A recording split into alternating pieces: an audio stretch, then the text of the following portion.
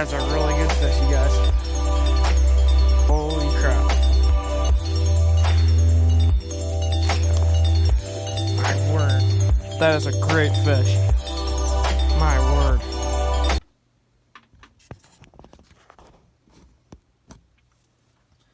And we're also going to need some pliers. And then some sort of a lighter. Okay, now the Swimmin' Jimmy has a 30-degree bend in the front hook. That's why he gets it to dive and then submerge, and then dive and submerge whenever you strip it. So all we're going to do is just come up here with our lighter. We just need to light right about the 1/3 point in the hook. You get that really hot. As you can see, it's just starting to turn orange there.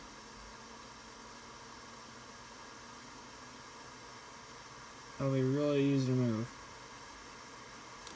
Okay, once the hook is starting to turn orange, take our pliers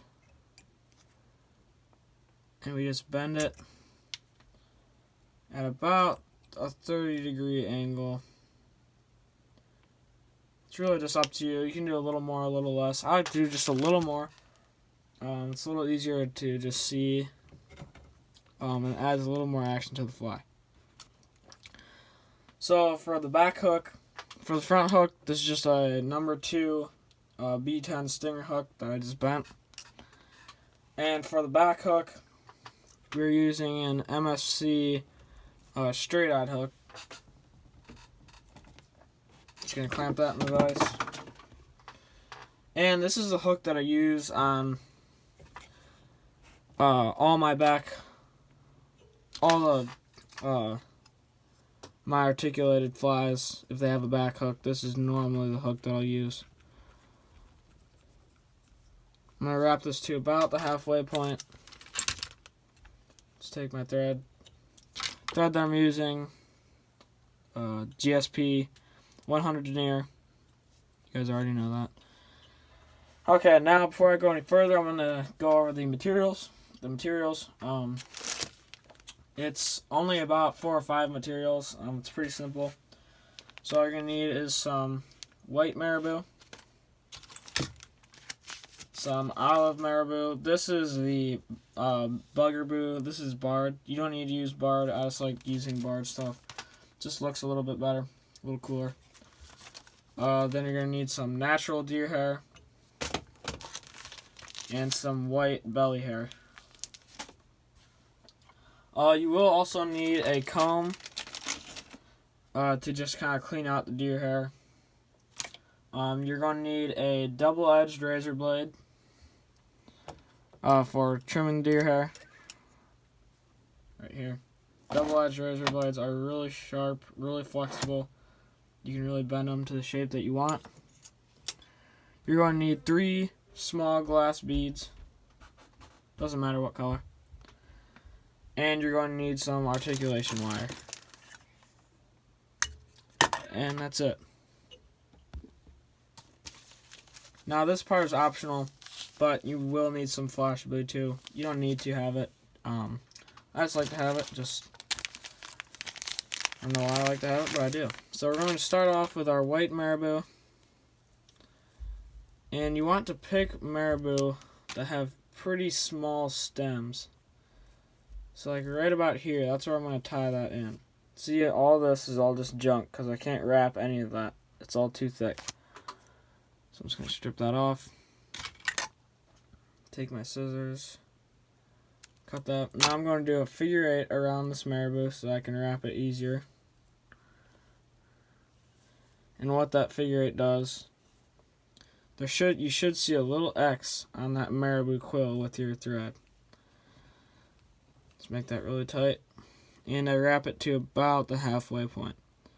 Now you should use about 2 feathers on the back, and then your olive marabou, and then 2 feathers in the front, and then an olive marabou. Or you could do 3 feathers in the front, if you want to control your taper a little more.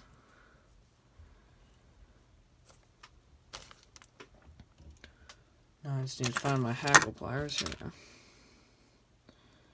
Take your hackle pliers, clamp them in. This fly is way easier if you have a rotary vise, but if you don't, it's perfectly fine.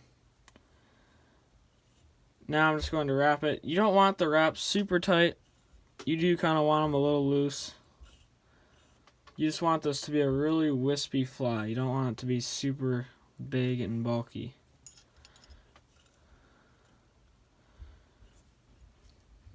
So we make about 4, that's about 4 wraps from the middle of the hook. I'm just going to wrap my thread up a little bit.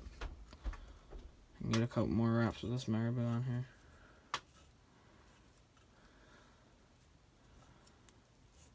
Now I'm just going to tie off my marabou. Stroke it back. I'm just going to wrap over the marabou a little bit.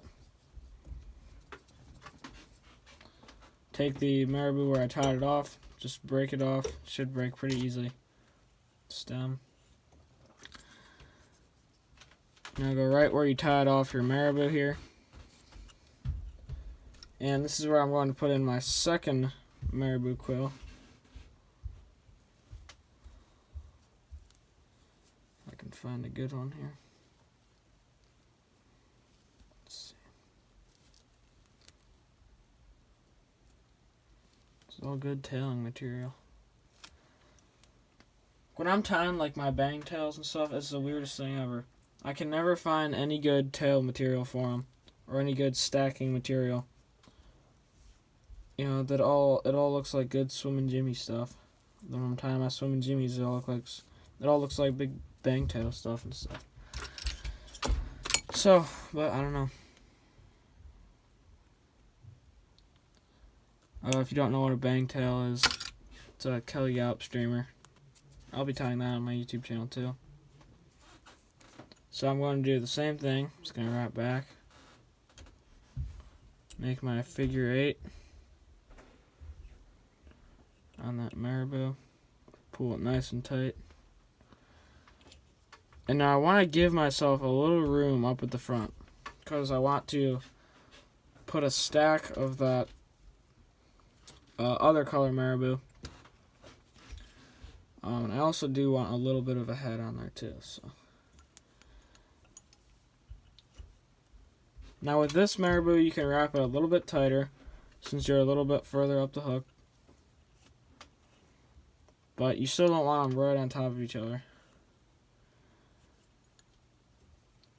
And this fly is going to look really big out of the water, but trust me, in the water it will shrink down a lot. And the action of this fly is just amazing. It looks exactly like a dying bait fish. It's going to wrap back over my marabou just like I did before. Take my marabou quill, break it off. Just gonna make sure everything is all loose and wispy. Then I can just wet my fingers. Put my fingers over the marabou and just kind of stroke them back. Okay, this is probably one of the most important parts of tying this fly. Is putting on these marabou. The opposing color here. You can do brown, olive. There's so many different colors of these things you can do. You can do white and gray. You know, there's a ton of different colors. But it needs to be on the side of the hook. So if it was on this side, it would be like that. But it needs to be on the side of the hook. So you can just wet that.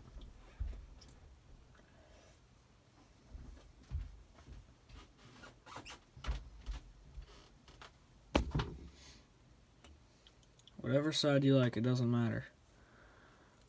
Then just put it to whatever length you want. It's kind of just a personal preference. To me, I like it just to be a little shorter than the white marabou. Cut it. Make sure that's really tight, your thread.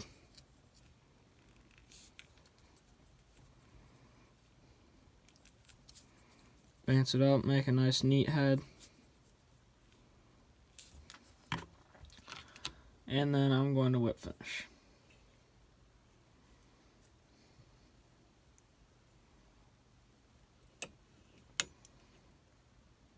pull it tight.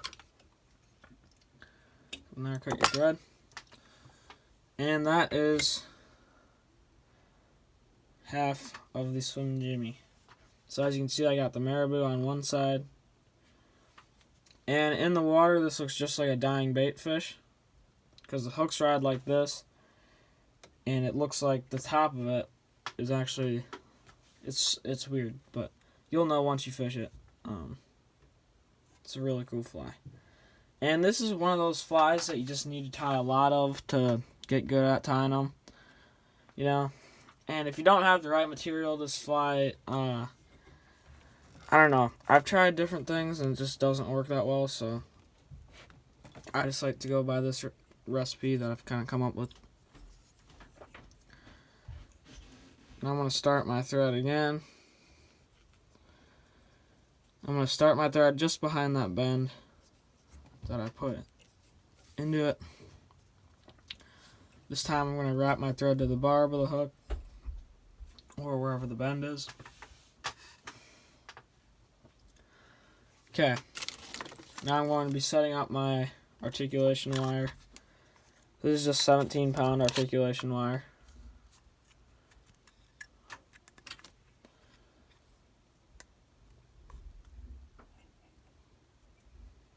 Cut about the length of my finger.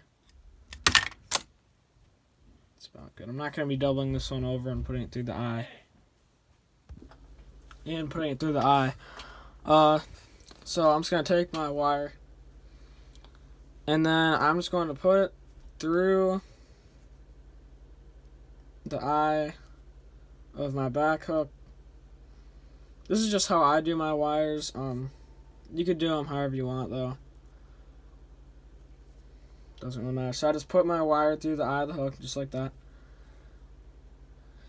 Then I'm going to slip my 3 glass beads over it. You could use however many if you want, or however big or small you want. I just like to do 3 of these smaller ones. Let's see, where'd that other one go? There it is.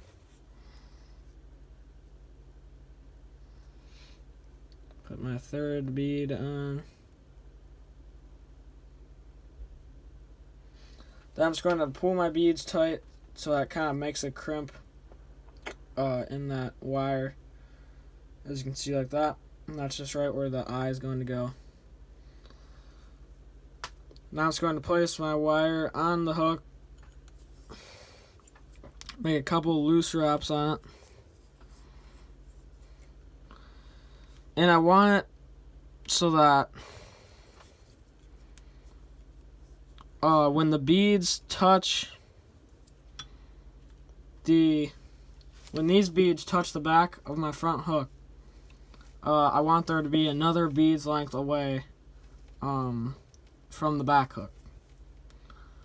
So that's about perfect. Now I'm going to make some nice tight wraps over my wire. Then I'm just going to double my wire over and just wrap over it just to make it a little stronger. Just going to double it over on both sides.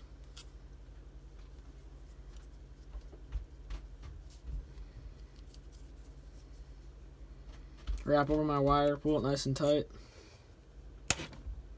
And my thread broke. Probably on the sharp piece of that wire there.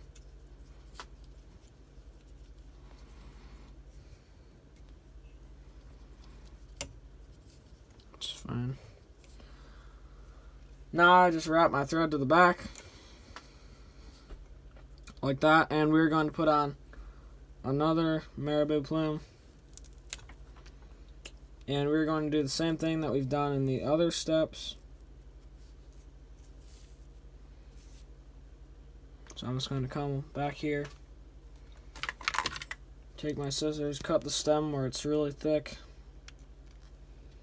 and I might only have enough room for 2 plumes of marabou on this front hook, But if you have a little bit longer of a hook on the front, you could put 3. You should put 3 on here, but I'll not be able to.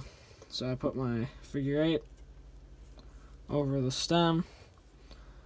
Just going to wrap my thread up to the middle of the hook. Cut my stem. Take my hackle pliers.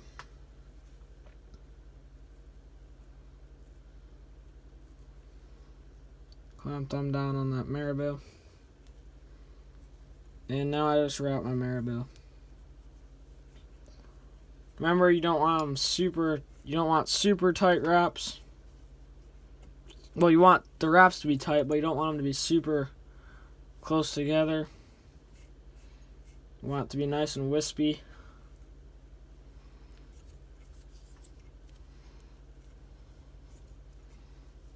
Just like that. And like I said, this fly looks absolutely massive out of the water. But trust me, in the water it looks much better. It's not as big in the water.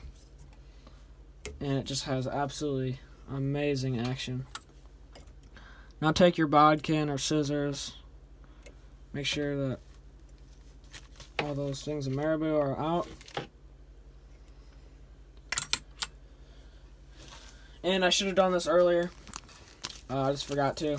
But I'm just going to take my Flashabou. Now normally you want to put your Flashabou on before you do more marabou.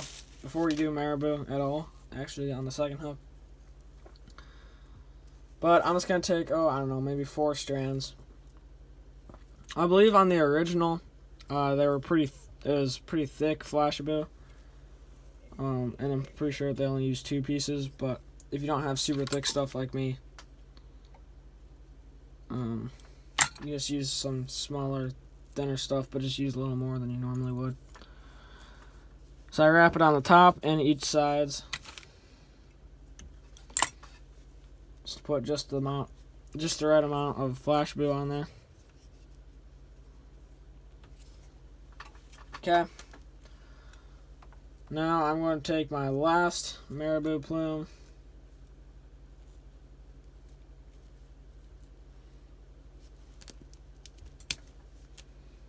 Here.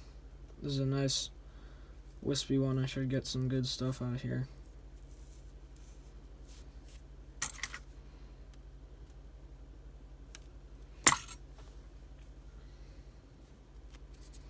Just doing the same thing I'm doing before.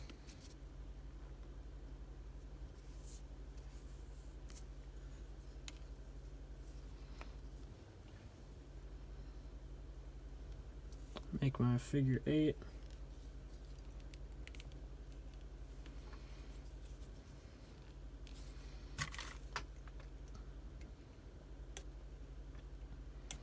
And remember to leave a little bit of room here because the head's going to be going right here. And you still want to have some room for the other piece of marabou that's going to be going on the side to make the top of the fish, the bait fish, which is really going to be the side of the fly.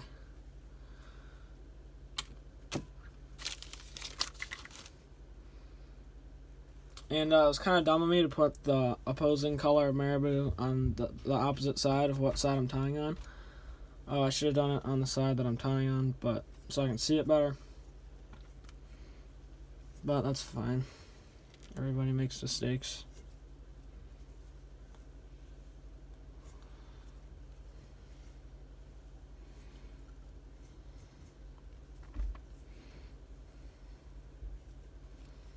See if I can get one more wrap out of here.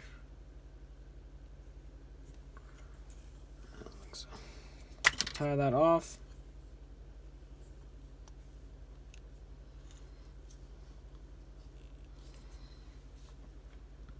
Take the stem. Pull it right off. Like that. It's nice and wispy now. Just like that. Ow, I just poked myself. Now we're going to take another piece of this barred marabou, and you want a little bit thicker piece, a little bit bigger piece, just like this. You're going to wet it down.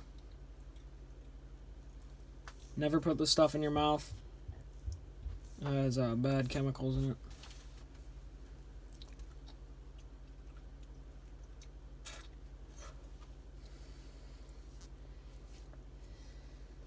There we go. Now we're just going to put that right on the side of the fly there.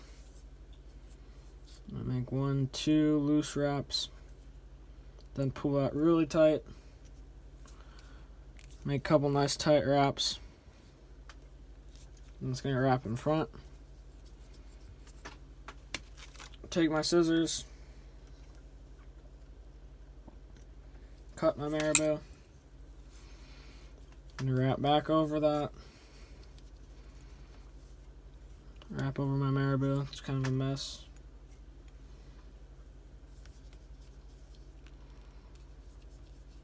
So I'll fix that. Okay, there we go. Now that is the body of this fly. We are going to next be working on the head, which is probably the hardest part of this fly. It's actually one of the hardest flies to tie, in my opinion, just because of this head. You could do it all one solid color, but I don't really think it looks as cool. So I'm going to be doing white on this side, and then just natural on this side. You can use olive on the opposite side, but it's fine. Now we're going to be making a nice big collar with this white stuff. So I want a pretty big clump. Now we're going to be stacking and cleaning this deer hair before we tie it on. I just always do that with my deer hair. So, if you didn't lose your comb like me, just have to get a new one. So I just take it and I just comb it out really good. And you can see all that under fur that's coming out. Kind of looks like dubbing. Just really want to brush that deer hair out nice and good.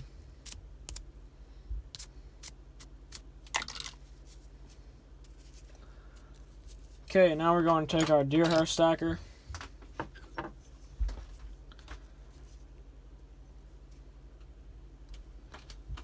And this is the only time I really use my deer hair stackers is when I'm doing collars. Because I want all my tips to be the same size. Or I mean the same length.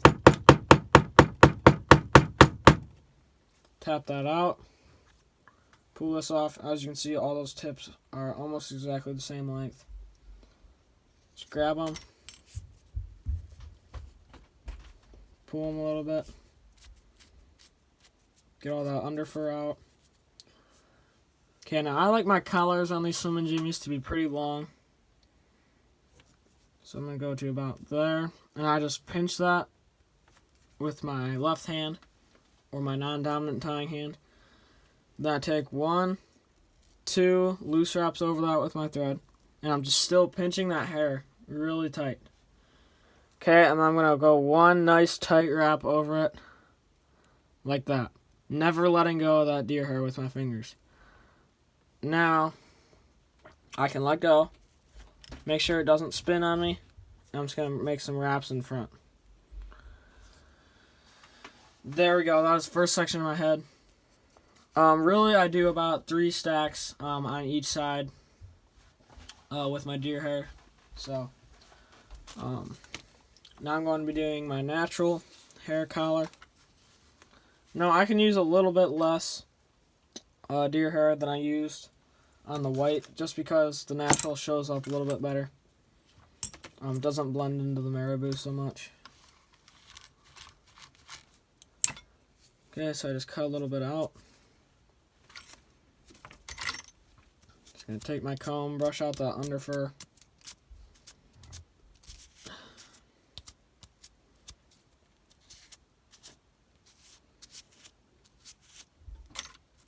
Really get that hair super clean. Now we're going to stack it.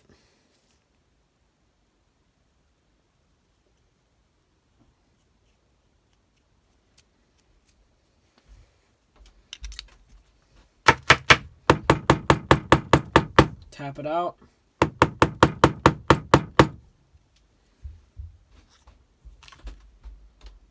All of my tips are in line. And like I said, if you have a rotary vise, it is much easier. But I do not have one, so I'm just going to guess where it is. So I'm just going to say right about there. Now I'm going to go through my white hair. I'm just going to go 1, 2 nice loose wraps. Then I'm going to pull it tight. Then I'm going to go 1 tight wrap. Then I let go. Wrap in front.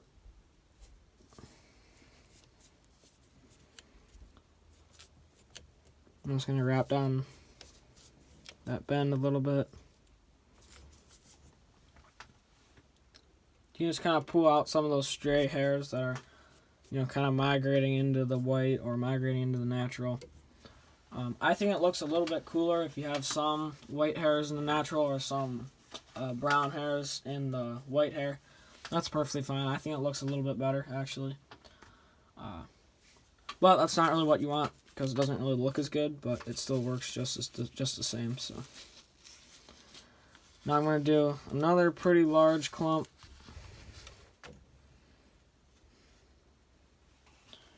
And where'd my scissors go? Here they are. Now you do want this fly to have a little bit of buoyancy. You don't want it sinking straight to the bottom. It actually is a subsurface fly. And it's a really subsurface fly, actually. It's just under the surface of the water. Which is why it's so cool getting a fish on one. You can literally see them. Brush out my hair just as good. Even if I'm not doing a color, I'm still brushing out my hair. Okay, this time you don't need to stack it. I only stack my hair when I'm doing collar, so I'm just going to cut the tips off. Then I'm just going to do the same exact thing. Just going to pinch it, lay it on there.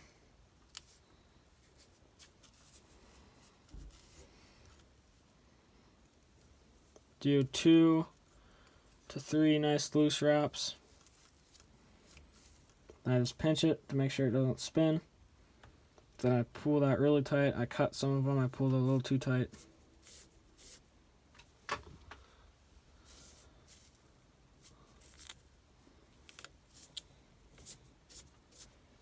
That's all fine though. This one's not going to look very good, but it's fine.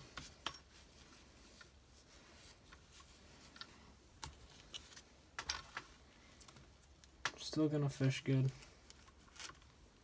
That's all that matters.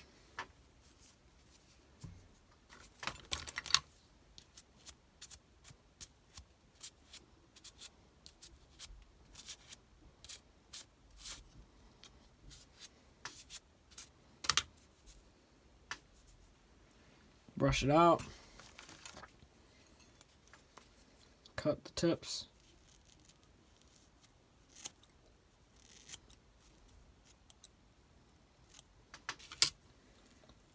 Do the same thing. Just going to get in between the white. I make 1 loose wrap, then 1 tight wrap. Pull that tight.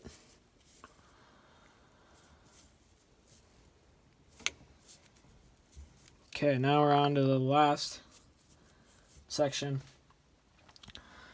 I'm just gonna take an old pen casing here. And I'm just going to kind of push that deer hair up on the hook a little bit. Just kind of jam it into itself. And this is probably a stack that won't be as big as the other ones.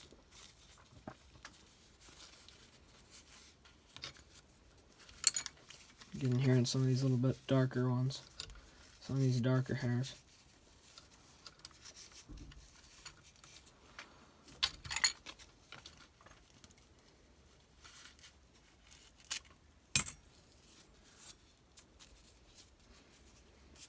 Now, on this last stack, it doesn't really matter if you cut off the tips or not because you're not going to really be confusing it with the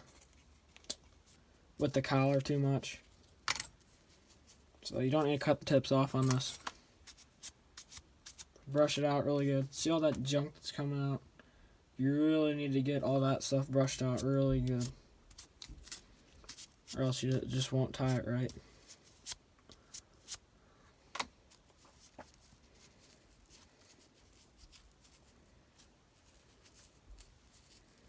I'm going to take my hairs, set them there, make 1 loose wrap, 2 loose wraps, pinch my hair, pull it tight, make another wrap in there, then let go, make a couple wraps in front.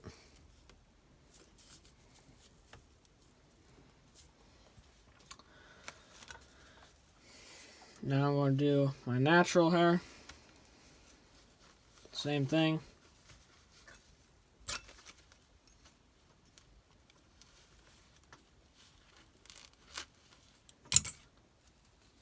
Now, as you can see, this is a pretty repetitive fly. You know, you can tie them pretty fast. Some people just tie up the tail sections, like on one night, and the next day they'll just tie up all the head sections, which is actually a pretty good idea. There we go, now that we're all brushed out. I'm going to set my hair on the other side, pinch that really tight, go in between the white, go 1, 2, pull that tight. I'm going to come in, wrap in front, get in between the eye there. Just going to push that deer hair up a little bit so I can finish my fly.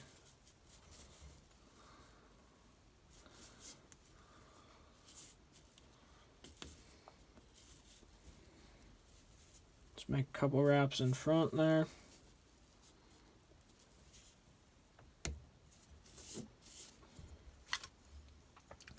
Take a whip finishing tool or a 1/2 inch tool.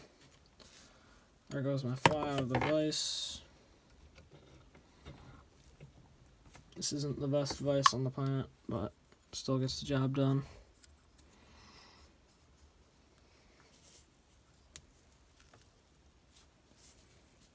Just gonna make a couple wraps more on the eye there.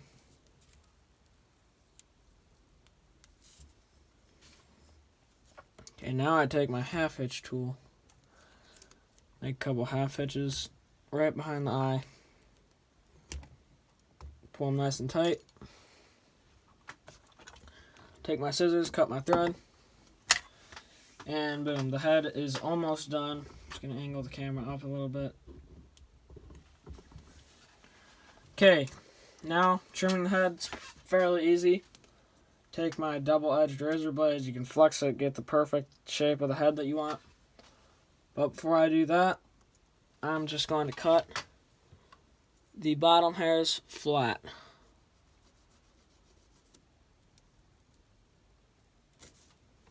If I had a sharp blade, maybe.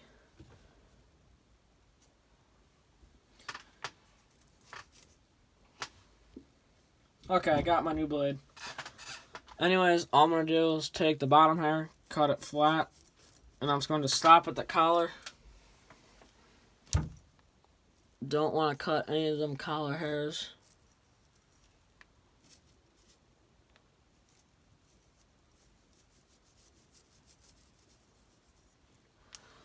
That. Now, this is kind of just a personal preference, however big or small you want your heads to be, but I'm just going to grab the blade with my 2 fingers like that. I'm just going to flex it to whatever shape I want, and I just want to make a fairly large cut, because you can only cut this thing once, you know. If you cut too deep, then you're just stuck with that, and, you know, you got to make it to whatever shape you can from then.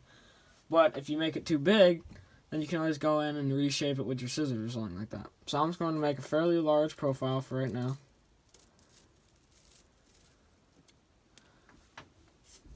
I just push all that hair back. And I just stop at my collar. Now I can go in and make my more aggressive cuts and make my head a little bit smaller. Okay, but you never want to just go in and just make a super aggressive cut just from the start, because, you know, that's how a lot of flies get ruined.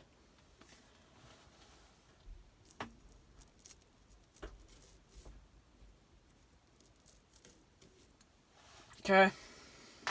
Now I can take my scissors, just go in, kind of trim it up a little bit, make sure it's the right shape I want. I can take it on my vise, or if you have a rotary vise, just flip it around. As you can see, I did a pretty good job there. There is kind of a little bit there, that's just a little bit lighter hair. It looks white, but it's actually not. Just going to go in, trim some of that up.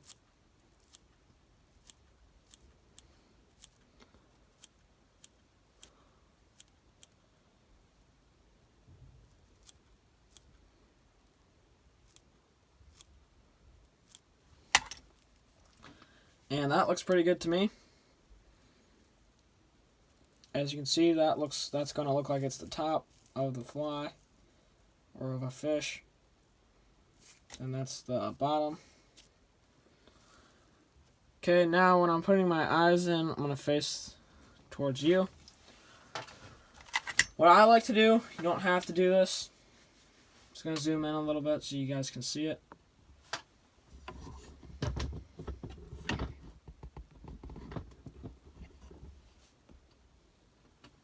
Okay, now what I like to do is just take my scissors and make a nice cut right in the center of the fly. Just like that. And that just makes a nice little space for my eye to sit. And so that it stays there a little longer than if you just laid the eye right on there. Okay. Okay, so I have these eyes here. They're just living eyes in earth color. Okay, now I'm just going to put them right here on my wrist. Just for now. I always do that before flies. Just keeps them there so I'm not touching them. Then I take my glue. This is just Loctite super glue. It dries pretty fast. I prefer to actually use gel. This is the liquid, but I prefer to use gel. It's just a little easier to work with. And I put just a little dot of super glue in that hole there.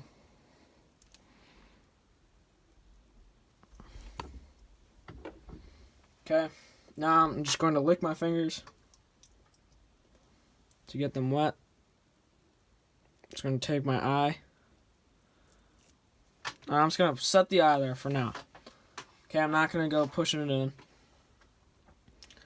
And I'm actually going to take this pen casing here, because it's basically the perfect shape of the eye.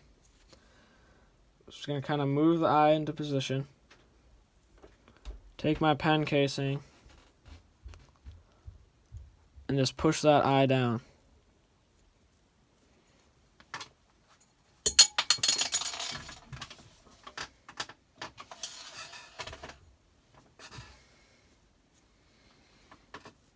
Sorry about that. I just push my eye down into that hole.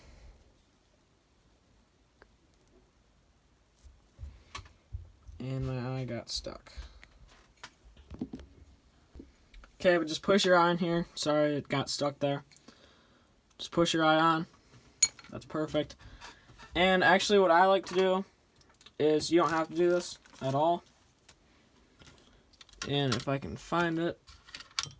But I just take a little bit of UV head cement or some UV cure stuff. And I just put it right in that little divot there where my eye goes. And that just kind of fills in that space, makes this fly a little bit more water resistant. And let me see if I can find this really quick. Okay, well I guess I couldn't find it, but that's fine. You don't have to do that. Just makes it a little more secure. Now I just flip the fly over. Now I'm going to do the same thing to the bottom. Just going to take my scissors, cut a little hole there.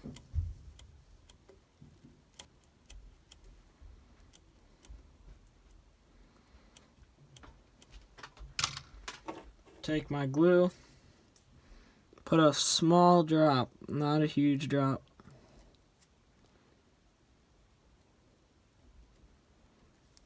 Now these are 6mm eyes, okay? You don't want to put a 6mm eye drop of glue on there, or else your fingers will get all stuck to it.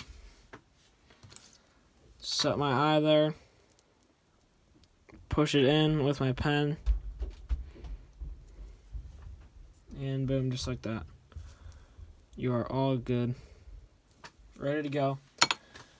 And that is the finished Swimmin' Jimmy. It's an excellent fly pattern. Make sure you fish it good. You know, get in all them boulders when the bass are spawning. They go crazy over this thing. So yeah, fish it well, and stay tuned for another video. This has been Erie Fly Fishing, and I hope I see you in the next one.